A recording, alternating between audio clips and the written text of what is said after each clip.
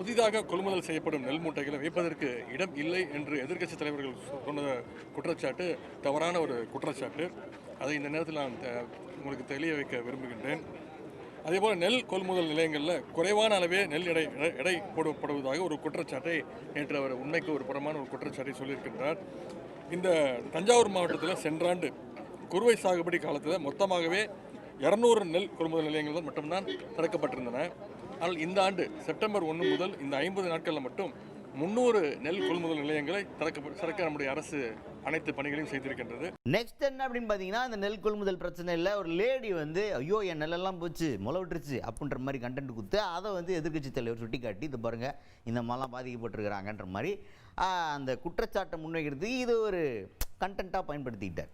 So இந்த lady யார் என்னன்னு சொல்லிட்டு கவர்மெண்ட் தரப்பில் ஆஃபீஸர்ஸை விட்டு செக் பண்ண வச்சா, இப்போ அரசு தரப்பில் என்ன சொல்கிறாங்கன்னா, அவங்க குத்தகைக்கு ஏக்கர் கணக்கான நிலத்தை எடுத்து அதில் வெள்ளாமல் பார்த்துட்டு இருக்கவங்க. இதில் என்ன ஹைலைட்டுன்னா, அவங்க இப்போ அறுவடையே பண்ணல.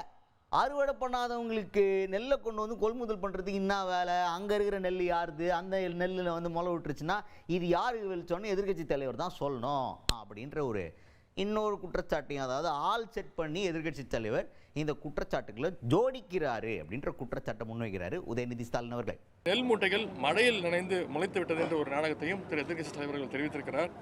எதிர்க்கட்சி தலைவரிடம் இங்கே போடப்பட்ட நெல் மூட்டை முளைத்து விட்டதாக ஒரு பெண்மணி கூறுகின்றார் என்று நேற்று தெரிவித்திருக்கிறார்.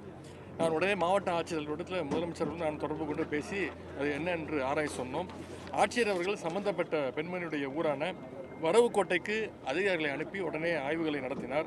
அந்த ஆய்வில் அந்த அம்மையார் 5 ஏக்கர் குத்தகை நிலத்தில் நடவு செய்துள்ளது தெரிய வந்துள்ளது. அவரது வயலில் இன்று மதியம் வரை எந்த அறுவடையும் இதுவரை நடைபெறவில்லை. அறுவடையே நடைபெறாத வயலிலிருந்து அவர் எப்படி நெல் மூட்டைகளை சென்றுக்கு கொண்டு வந்தார் என்று அவருக்கு தான் வெளிச்சம். எனவே எப்படி முளைத்தது என்பதையும் அவர் மட்டும்தான் வெளிச்சம். ஆக எதிர்க்கட்சி தலைவர் கூறிய புகார் முற்றிலும் உண்மைக்கு புறம்பானது என்பதை இங்கே கூறிக்கொள்ள விரும்புகின்றேன்.